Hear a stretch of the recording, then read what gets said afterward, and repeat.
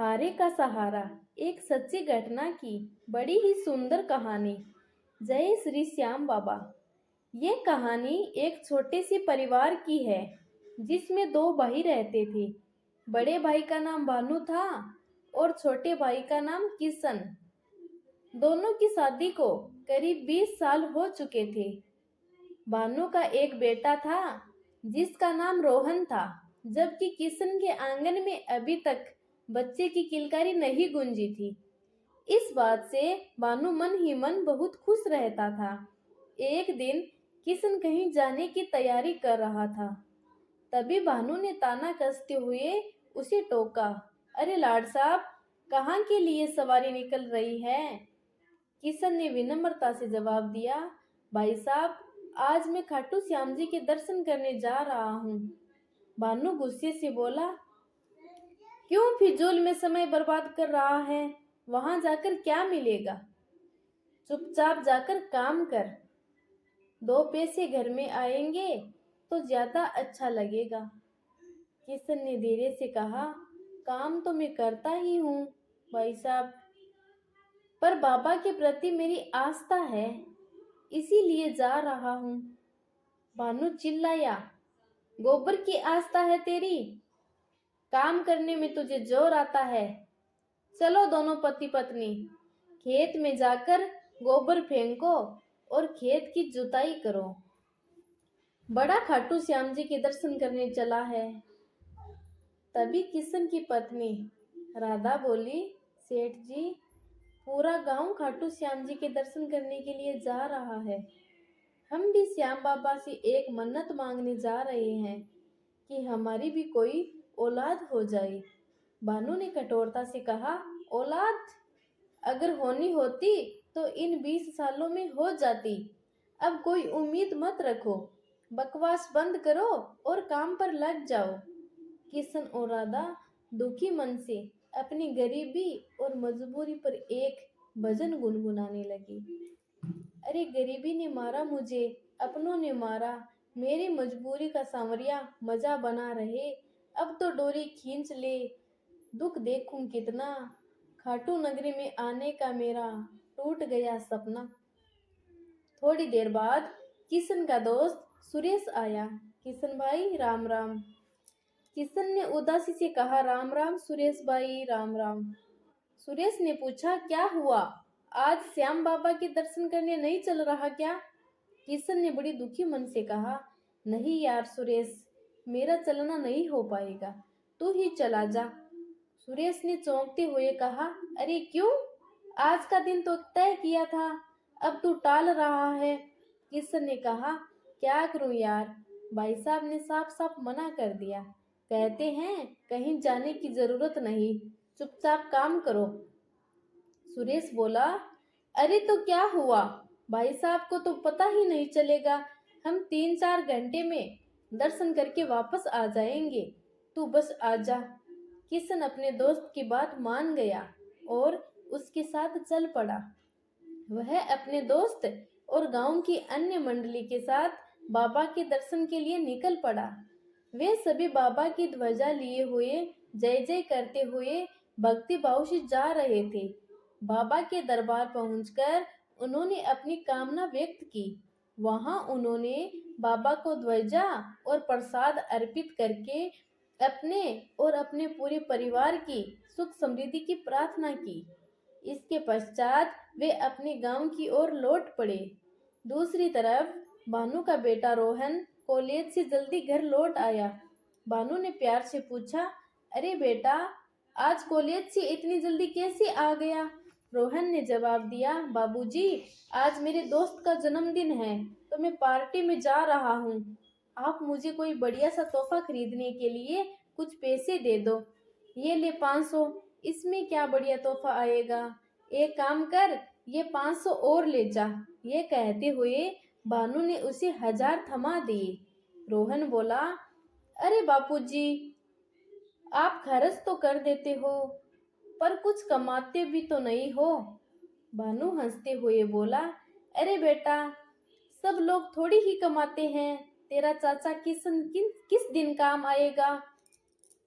अब उसकी जमीन जायदाद है तो हमें चिंता करने की क्या जरूरत है। वह सब आखिर में हमारे ही तो काम आएगी। तू जा, ऐस कर। शाम को जब किशन घर लौटा तो उसके हाथ में प्रसाद था। वो मुस्कुराते हुए बोला, भाई साहब, प्रसाद ले लीजिए। भानु चौंक कर बोला, प्रसाद? कहाँ का प्रसाद है ये? किशन बोला, श्याम बाबा का। भानु आग बबूला हो गया और बोला, मेरे मना करने के बाद भी तू वहां गया? निकल जा मेरे घर से, मुझे तेरी कोई जरूरत नहीं है। किशन धीरे से बोला, भाई साहब, आप ये क्या कह रहे हो? मैंने कोई गलती तो नहीं की। मैं तो बस श्याम बाबा के दर्शन करके ही तो आया हूँ। भानु का गुस्सा सातवें आसमान पर था। वो तेज आवाज में बोला, निकल जाओ यहाँ से। आजकल तुम दोनों अपनी मनमानी कुछ ज्यादा ही करने लगे हो। किशन रोते हुए बोला, भाई साहब, ऐसा मत करो। हम कहाँ जाएंगे? भानु ने बड़ी चालाकी से कहा, तुम्हें मेरा बेटा रोहन बहुत प्यारा है ना? उसे अपना बेटा मानते हो ना? किशन बोला, हाँ भाई साहब, मैं तो रोहन को अपना बेटा ही मानता हूँ। भानु बोला, अच्छा, बेटा मानता है तो ये पकड़ जमीन के कागज और हस्ताक्षर कर। अगर तू उसे सच में बेटा मानता है तो अपने हिस्से की सारी जमीन रोहन के नाम कर दे। किशन ने एक पल भी नहीं सोचा और बोला, भाई साहब, मैं तो उसे वैसा करूंगा। अगर जमीन नाम करने से आपको यकीन हो जाएगा तो मैं कर दूंगा। और किशन ने उन कागजों पर हस्ताक्षर कर दिए। जैसे ही उसने हस्ताक्षर किए, भानु का असली चेहरा सामने आ गया।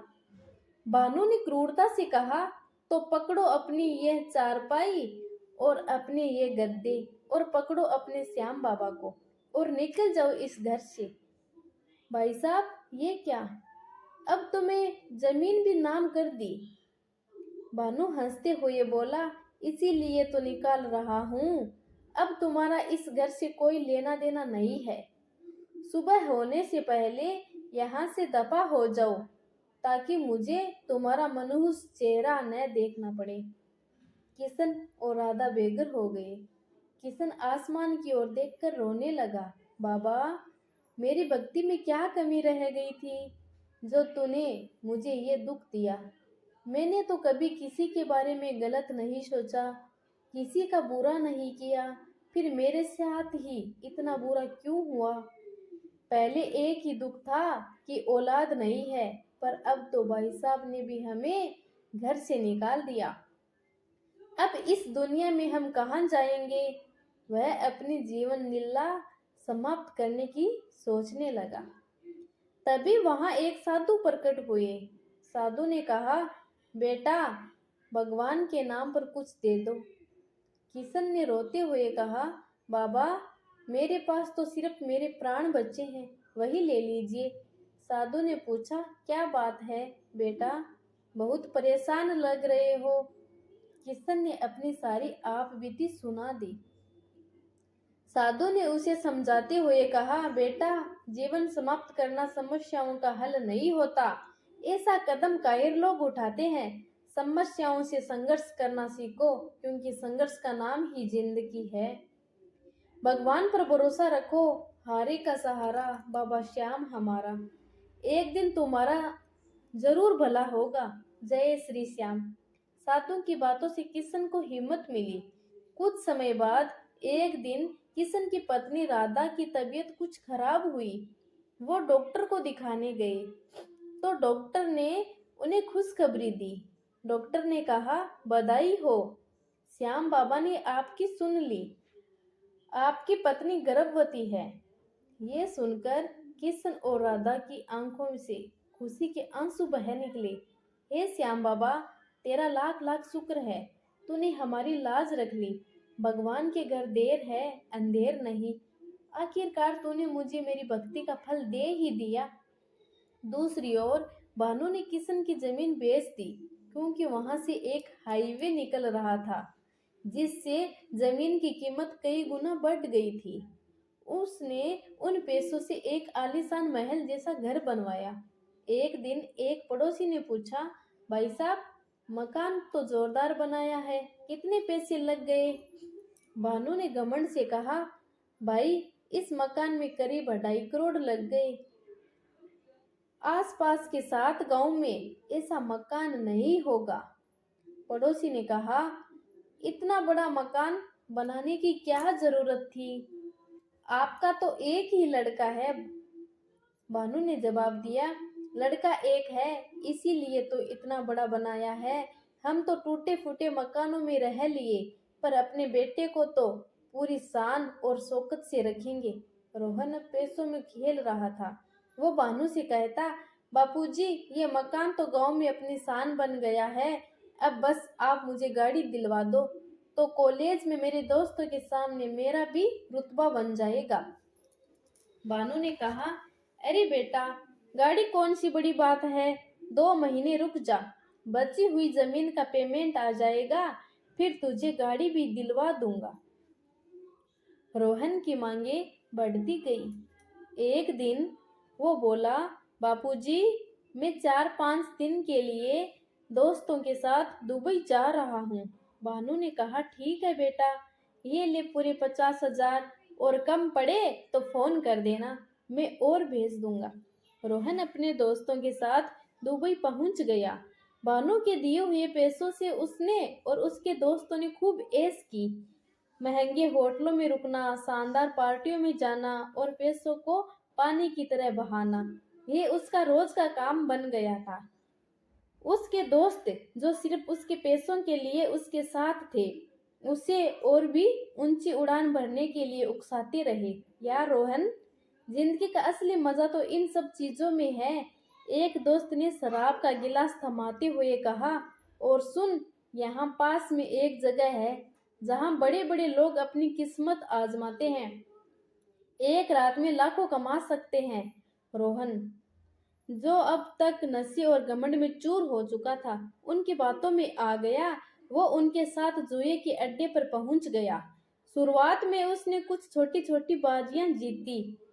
जीत के नशे में उसे लगा कि वो कभी हार नहीं सकता, लेकिन जल्दी ही पासा पलटने लगा।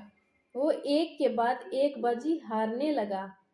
जो पैसे उसके पिता ने दिए थे वह सब खत्म हो गए। हार की शर्म और दोस्तों के उकसावे में आकर उसने जुए के मालिक से मोटी रकम उधार ले ली, ये सोचकर कि वो एक बाजी में सब कुछ वापस जीत जाएगा। लेकिन उस रात किस्मत उसके साथ नहीं थी। वो उधार लिए हुए लाखों रुपए भी हार गया। अब उसके सिर पर एक बहुत बड़ा कर्ज था। जुए के मालिक के गुंडों ने उसका पासपोर्ट और सामान छीन लिया और उसे धमकाया कि अगर 1 हफ्ते में पैसे नहीं लौटाए तो अंजाम बहुत बुरा होगा। घबराकर रोहन ने अपने पिता भानु को फोन किया, बापूजी मैं बहुत बड़ी मुश्किल में फंस गया हूँ, मुझे लाखों रुपए की सख्त जरूरत है। भानु को सुनकर झटका लगा, लेकिन अपने इकलौते बेटे के लिए उसका दिल पिघल गया। उसने अपनी कुछ जमा पूंजी बेचकर रोहन के लिए पैसों का इंतजाम किया और उसे भिजवा दिए। उसने सोचा, चलो बच्चा है, गलती हो जाती है। लेकिन ये तो बस शुरुआत थी। रोहन घर तो लौट आया, पर उसे बिना मेहनत के पैसे उड़ाने की लत लग चुकी थी। वो गांव में भी गलत संगत में पड़ गया। वह अपने पिता से झूठ बोलकर पैसे लेता और उन्हें जुए व सट्टे में उड़ा देता। भानु की डांट और फटकार का उस पर कोई असर नहीं होता था।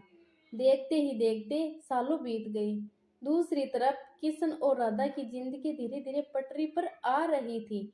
उनके घर एक बेटे का जन्म हुआ, जिसका नाम उन्होंने मोहन रखा। किशन दिन रात मेहनत करता। उसने एक छोटी सी दुकान खोल ली थी। राधा घर संभालती और अपने बेटे को अच्छे संस्कार देती। उनके पास भानु जैसा आलीशान महल तो नहीं था, पर उनके छोटे से घर में प्यार, शांति और संतोष था। उनका बेटा मोहन पढ़ाई में बहुत होशियार था और अपने माता पिता का बहुत सम्मान करता था। उधर भानु की हालत दिन ब दिन बिगड़ती जा रही थी। रोहन के कर्ज चुकाने के लिए भानु को अपनी बची कुची जमीन के टुकड़े बेचने पड़ रहे थे। गांव में उसकी इज्जत मिट्टी में मिल चुकी थी। जिस बेटे के लिए उसने अपने भाई के साथ इतना बड़ा धोखा किया था, आज वही बेटा उसकी बर्बादी का कारण बन रहा था। एक दिन हद तब हो गई जब कर्जदार भानु के घर आकर उसे धमकाने लगे। रोहन ने इतना बड़ा कर्ज ले लिया था कि उसे चुकाने के लिए भानु के पास सिर्फ एक ही रास्ता बचा था, वो आलीशान महल बेचना, जिसे उसने बड़े घमंड से बनवाया था। भारी मन से भानु ने अपना घर बेच दिया। जिस घर को देखकर वो इतराता था, आज वो उसी घर से बेघर हो गया था। रोहन भी इस सदमे को बर्दाश्त नहीं कर पाया और एक रात अपने पिता को अकेला और बेसहारा छोड़कर चुपके से घर छोड़कर भाग गया। भानु के पास अब कुछ नहीं बचा था। वो गांव में दर दर की ठोकरें खाने लगा। जिन लोगों के सामने वो अपनी अमीरी की अकड़ दिखाता था, आज वो भी उसे देखकर मुंह फेर लेते थे। भूख और लाचारी से टूटकर एक बरसात की रात में वो एक छोटी सी दुकान के बाहर बने चबूतरे पर ठंड से कांप रहा था। तभी दुकान का दरवाजा खुला और एक लड़का हाथ में कम्बल और गर्म दूध का गिलास लेकर बाहर आया। बाबा, आप यहाँ इस हाल में क्यों बैठे हैं? चलिए अंदर आ जाइए। भानु ने कांपती नजरों से ऊपर देखा। वो उसका भतीजा था मोहन, और वो दुकान किसी और की नहीं बल्कि उसके छोटे भाई किशन की थी। किशन भी बाहर आया और अपने भाई को इस हाल में देखकर सन्न रह गया। उसकी आंखों से आंसू बह निकले। वो दौड़ कर गया और भानु को सहारा देकर उठाया। भाई साहब, आप यहाँ इस हाल में? भानु की आंखों में पश्चाताप के आंसू थे। वो कुछ बोल नहीं पा रहा था, बस फपक फपक कर रो रहा था। मुझे माफ कर दे किशन, मैंने तेरे साथ बहुत बुरा किया। मैंने पैसे और घमंड में अपने भाई को खो दिया, और देख आज भगवान ने मुझे उसी पैसों से दूर कर दिया। असली दौलत तो मैं तेरे पास थी, प्यार, परिवार और संतोष। मैं सब कुछ पाकर भी कंगाल रह गया। किशन ने उसे गले लगा लिया। जो हुआ उसे भूल जाइए भाई साहब, आप मेरे बड़े भाई हैं। आपका घर ये भी तो है, चलिए अंदर चलिए। उस रात किशन और राधा ने अपने बड़े भाई की खूब सेवा की। भानु को समझ आ गया था कि जिन कागज के टुकड़ों और ईंट पत्थर की दीवारों को उसने अपनी दुनिया समझ लिया था, वो सब अस्थायी थे। असली संपत्ति तो रिश्तों, प्रेम और अच्छे कर्मों में होती है। उसने अपनी बाकी की जिंदगी अपने भाई के परिवार के साथ अपने किए पर पश्चाताप करते हुए और श्याम बाबा से माफी मांगते हुए बिताई। इंसान की नीयत और कर्म ही उसका भविष्य तय करते हैं। जो दूसरे के लिए गड्ढा खोदता है, एक दिन वह खुद उस गड्ढे में गिरता है। धन दौलत और महल तो क्षणभंगुर है, लेकिन प्यार, परिवार और ईश्वर में आस्था ही सच्ची दौलत है, जो अंत तक साथ निभाती है। तो दोस्तों, आशा है कि ये कहानी आपको पसंद आई होगी। अगर पसंद आई हो तो वीडियो को लाइक करें और कमेंट में जय श्री श्याम बाबा ज़रूर लिखें। चैनल पर अगर पहली बार आए हैं तो चैनल को सब्सक्राइब ज़रूर करें। धन्यवाद। जय श्री श्याम।